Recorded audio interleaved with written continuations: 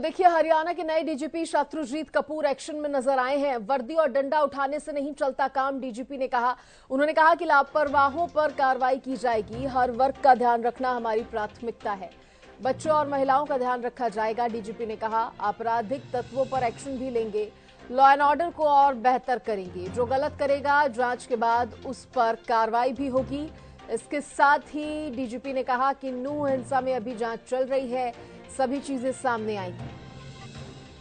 नूह हिंसा पर भी डीजीपी शत्रुजीत कपूर ने अपनी बात रखी। इसके साथ ही सुरक्षा के अन्य मुद्दों पर भी वह अपनी बात रखते नजर आए। उन्होंने कहा, जो गलत करेगा जांच होगी, एक्शन भी लिया जाएगा।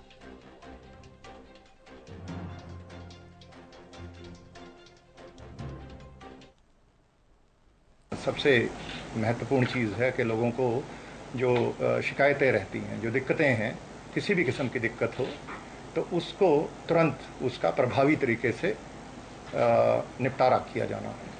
तो उसमें जो कानूनी कार्रवाई होनी है वो, और जो कोई एडमिनिस्ट्रेटिव मुद्दे हैं उन पे तुरंत एक्शन हो। तो उसमें ज़रूरी नहीं कि वो पुलिस के ही हो सकता है कि पुलिस से दूसरे महकमों के भी कई बार बीच में इन्वॉल्वमेंट रहती है।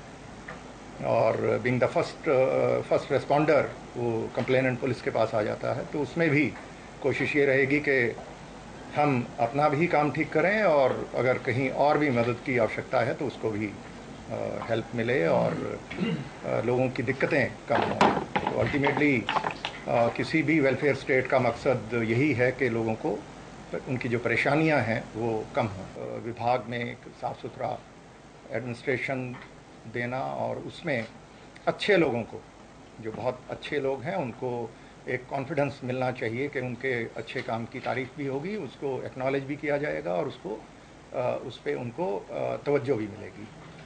और जो थोड़े ऐसे लोग हैं जिनके काम में सुधार लाने की ज़रूरत है, तो उनको भी प्रेरित करना कि भाई अच्छी तरीके से हम अच्छा काम करने से ही आगे बढ़ेंगे। वर्दी पहनने से और डंडा उठाने से ही कोई उसमें सारे स्किल्स नहीं आ जाते। तो जब तक उनकी अच्छी ट्रेनिंग ना हो तो तभी हम उनसे उम्मीद कर सकते हैं कि अच्छा काम वो करेंगे।